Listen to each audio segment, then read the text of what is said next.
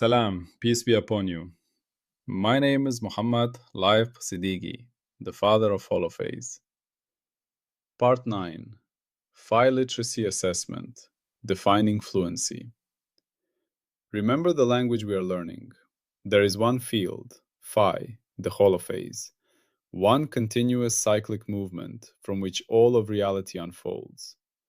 When phi begins to change, its first derivatives appear, and with them, the three dimensions show themselves at once. Time as omega, space as k, and motion as v, built from both. Every higher derivative is a finer question about how phi changes, and each one casts three shadows together, a time shadow, a space shadow, and a motion shadow. These echoes mix and weave into one another, forming the patterns we call fields, particles, bodies, thoughts, and worlds. In this picture, everything that exists is a living tapestry of phi, endlessly echoing through its derivatives and their dimensional shadows. Today, we listen to just one of those echoes. We stand at the threshold. We have climbed through Book 10.1, Language Fluency. You have learned to read phi from noisy data, to understand its clauses, and to speak by encoding messages that survive. But now we face the most crucial question of any craft. How do we know if someone is truly fluent?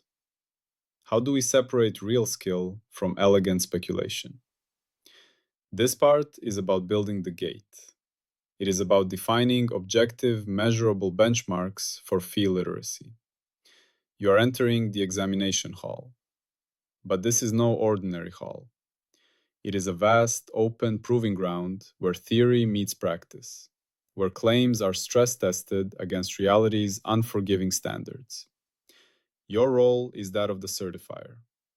Your job is to establish the tests that ensure everyone who enters the workshop of Episode 10 has earned their place. Scene: the proving ground. Imagine a quiet, well-lit space. Not a single room, but a network of virtual and physical testing stations.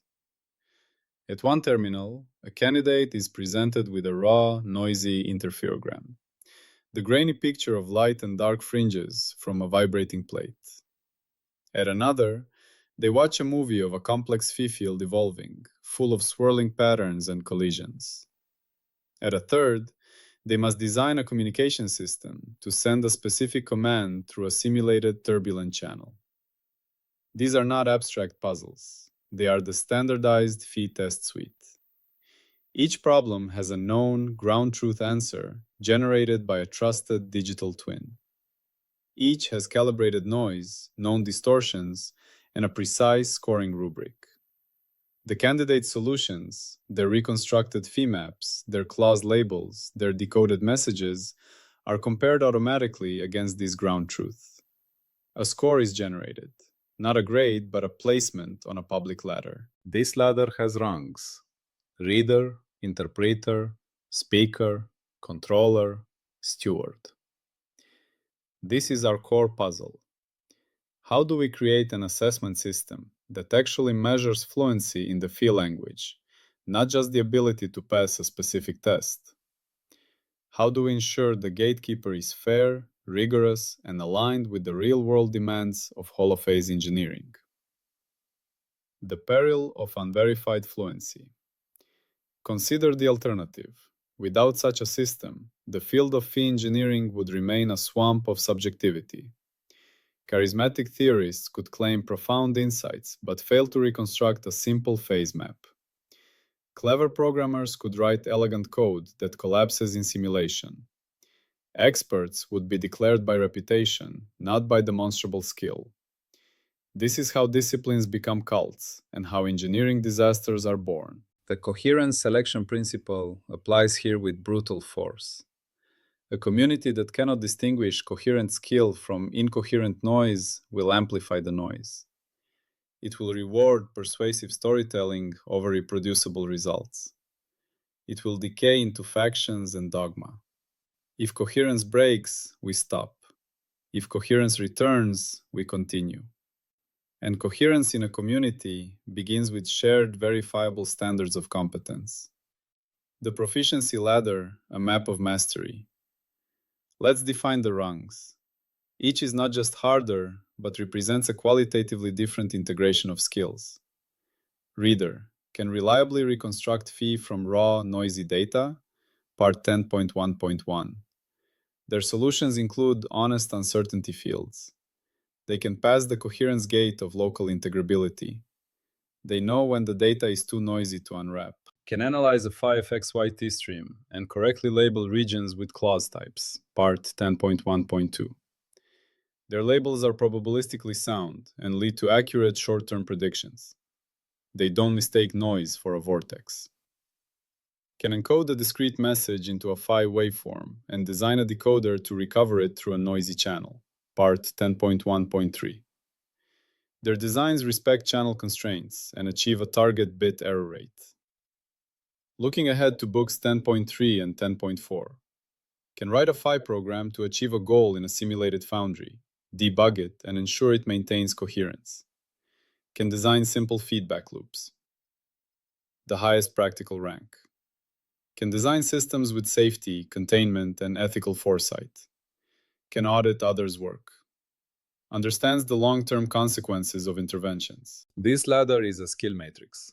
To be certified as an interpreter, you must demonstrate not only interpretation skills, but that your interpretations are consistent with your reconstructions. The phi map you produced as a reader must yield derivatives, omega, k, that align with the clauses you label. This is our coherence criterion for literacy. A literate practitioner's solutions are self-consistent across related tasks. If your reconstructed phi is smooth, but your derived k field is full of spurious vortices you then label as defects, you are incoherent. You have failed to integrate your skills. The system detects this and blocks advancement. The coherence budget for assessment. Before we can certify anyone, we must ensure the assessment system itself is coherent. Its design has a budget. 1. Validity capital. Do the tests actually measure what we claim? Our budget rule.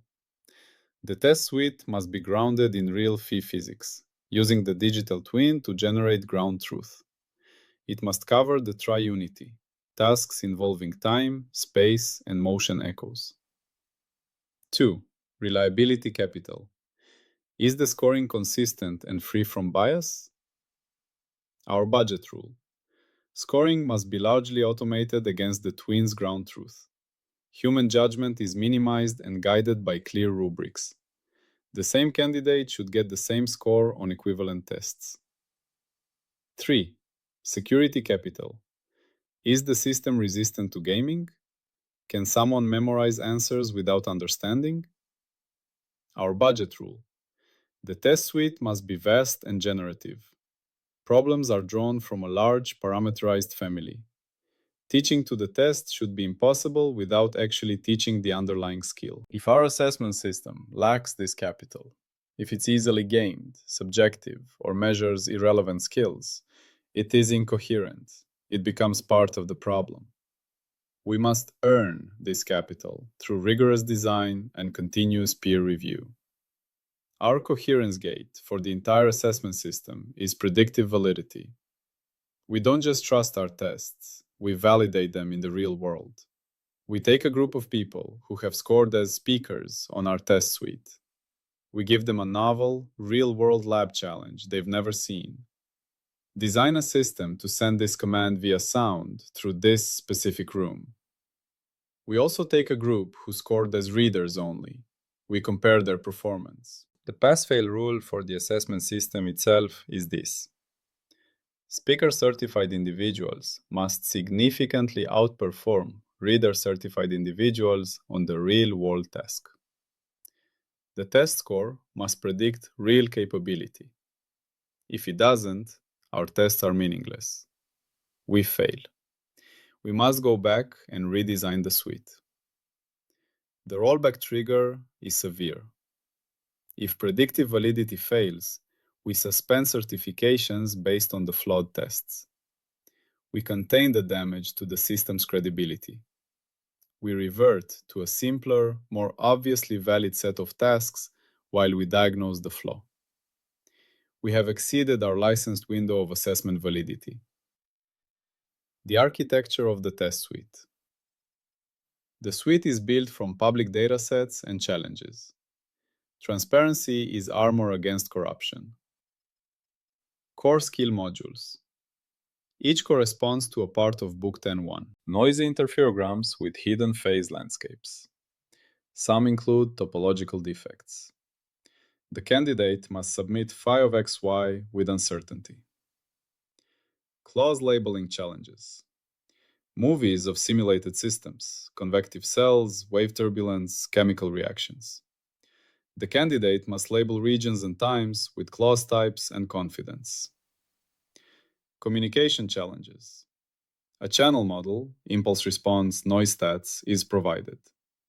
The candidate must submit encoder-decoder code that achieves a target BER on a held-out test message. 2. Integrated tasks. These are the true tests of fluency. They combine skills.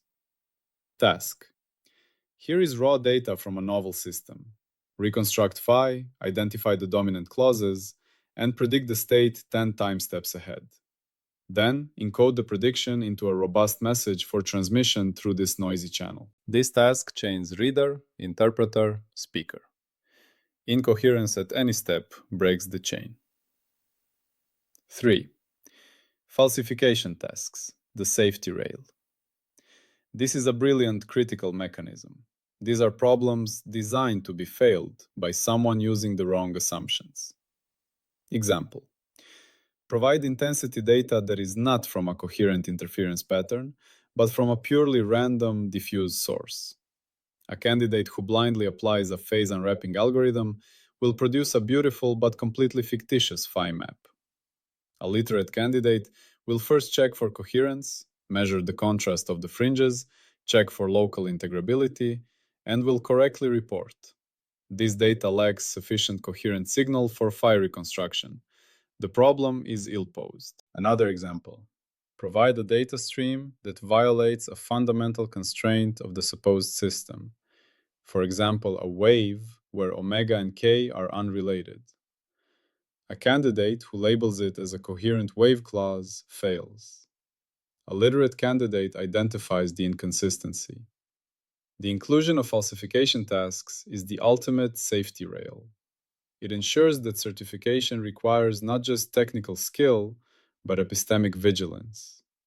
It tests the understanding that the phi framework is a model with a domain of validity, not a magical incantation to be applied to everything. The tri-unity of assessment. A proper assessment must test all three echoes of understanding. Time echo, sequencing and rhythm. Can the candidate handle dynamics? Can they predict forward in time? Can they design a message with proper timing to avoid intersymbol interference? Can they resolve spatial features? Can they distinguish a smooth jet from a field of tiny defects? Can they design a spatial modulation pattern? Motion echo. Can they track moving features? Can they calculate velocities from derivatives? Can they design a control sequence that guides a moving defect? A test suite that only uses static snapshots would be incomplete. It would produce fluent practitioners who cannot handle the living, changing reality they aim to engineer. The prediction spine, signs of a healthy community.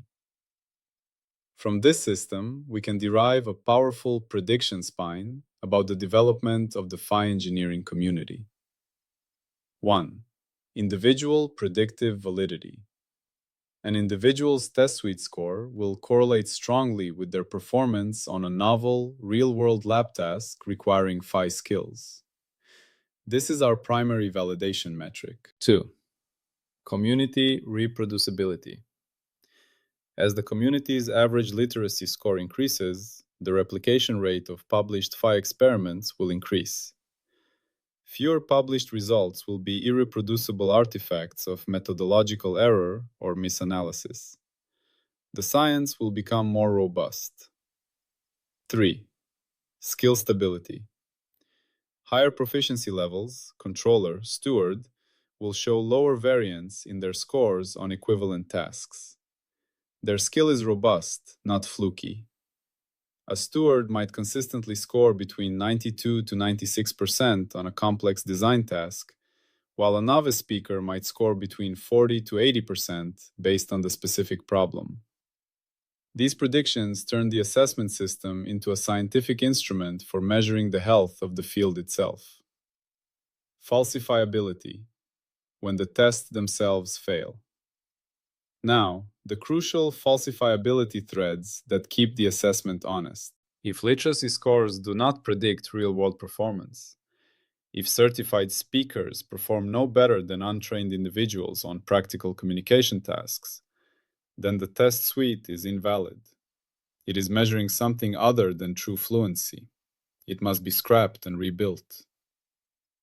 If the community cannot converge on scoring and standards, if every research group creates its own incompatible proficiency ladder and there is no way to compare skills across groups, then the field remains subjective and unscientific. It has failed to establish a shared epistemic foundation. This fragmentation would be a fatal failure for the entire Holophase project as a rigorous engineering discipline. These are not minor concerns, they are existential. The assessment system is the immune system of the community. If it fails, the community succumbs to incoherence. Lanterns across scales. The universal need for certification. The need for objective skill assessment is universal in any complex craft. Near-scale medical licensing. A surgeon doesn't just read textbooks.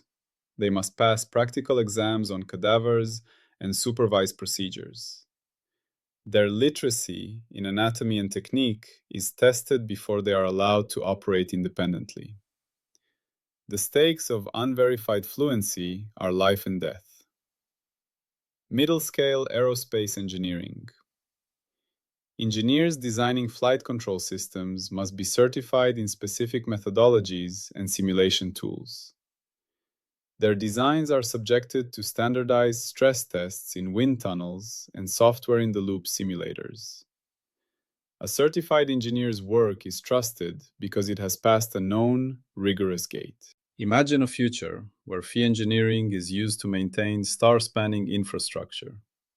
A technician arriving at a solar station must prove their fluency.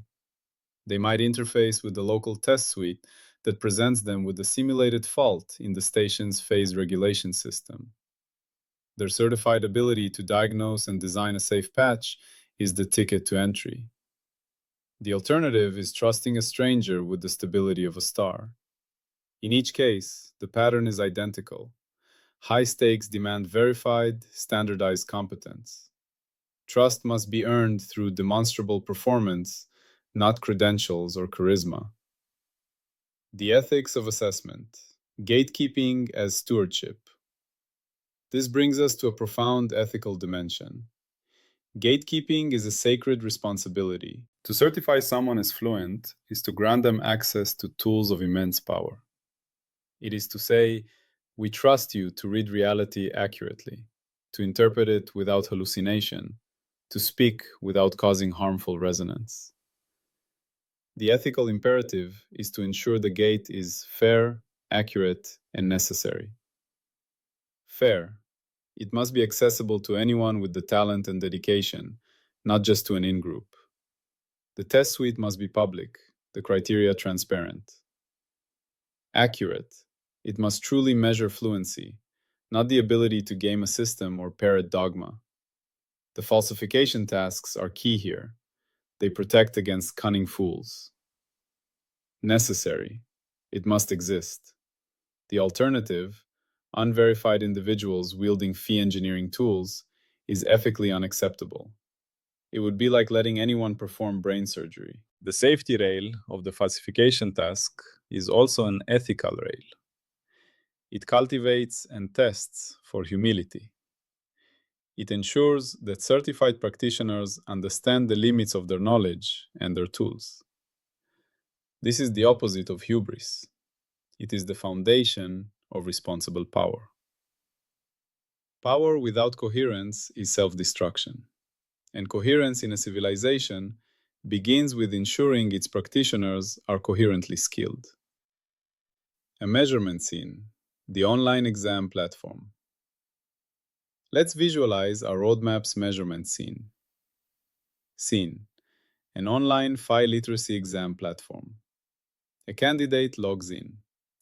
Their identity is verified, but their submission is anonymized for scoring. What we measure?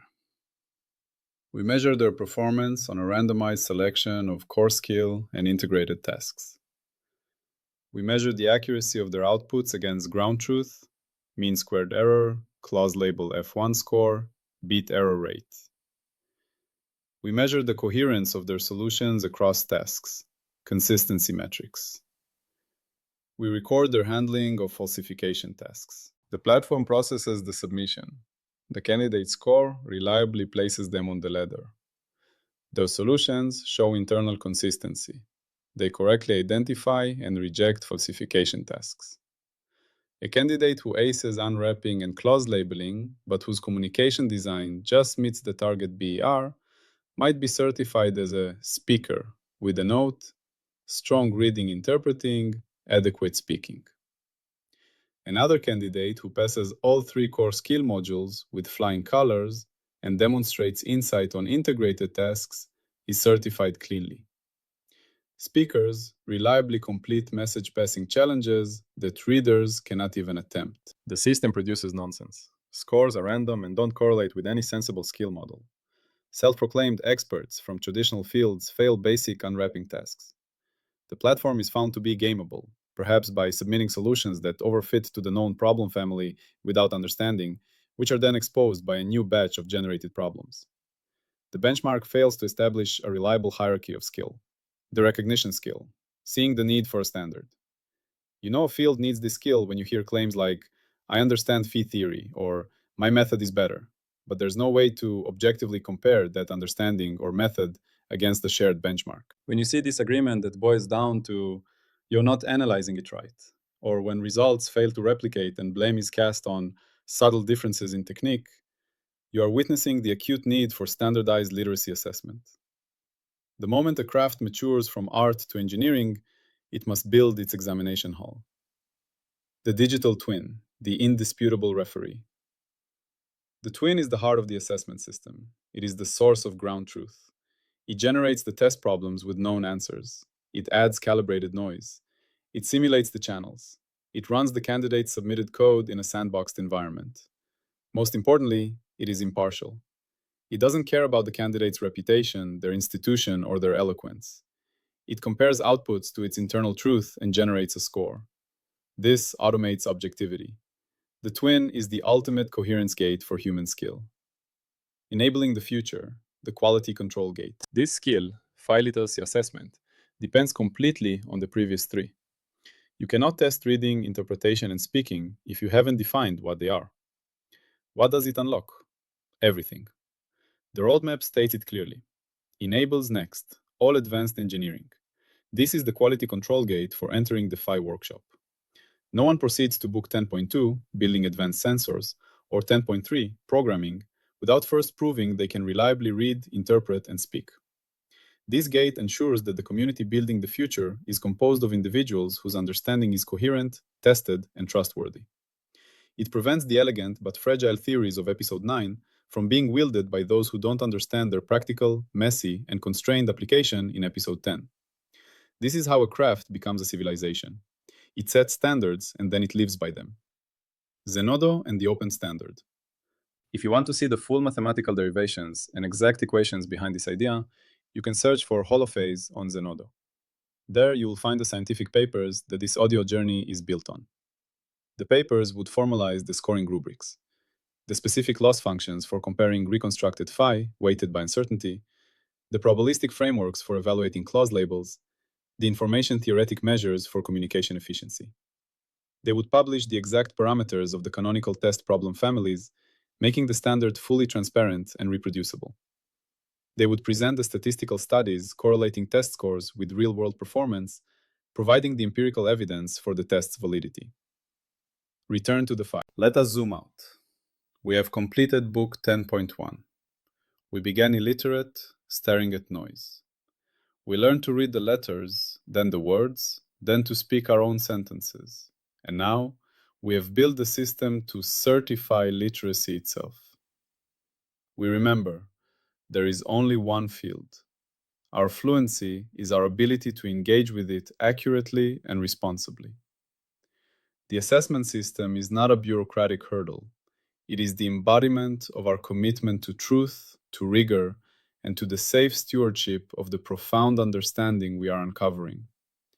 It ensures that the conversation with the universe is conducted by those who have proven they can listen carefully, understand correctly, and speak clearly. This is the foundation of a responsible Holophase age. Not open access to power, but earned access through demonstrated coherence. So, picture yourself standing at the entrance to the examination hall, the proving ground. You're not here to take a test today. You're here to understand its design. You see the terminals, the public datasets, the twin humming as it generates new challenges. You see the public ladder on the wall: reader, interpreter, speaker, controller, steward. You understand that each rung is earned by demonstrating a deeper, more integrated harmony with the language of Phi. This system is the immune system. It is the quality control. It is the promise that the workshop we are about to enter, the workshop of measurement, programming, and reality engineering, will be staffed by true artisans, not careless apprentices or charismatic illusionists. You have just learned the final meta skill of language fluency: how to define and measure fluency itself. This is part 10.1.4, Phi Literacy Assessment, Defining Fluency. It is the capstone of Book 10.1, Language Fluency, and the guardian of all that follows in Episode 10. In our next session, we will leave the realm of pure language and step into the hardware world. We begin Book 10.2, Measurement Engineering. We will learn to build the physical eyes and ears of a Phi civilization, the sensors, the calibrators, the simulators. But we enter that workshop knowing that everyone inside has passed through this gate. They have proven they can see what they are doing. Remember, one field, Phi, with its infinite echoes in time, space, and motion. Our journey is now a disciplined ascent. We are no longer students, we are candidates. And the universe itself is the final examiner. Salam, and peace be upon you.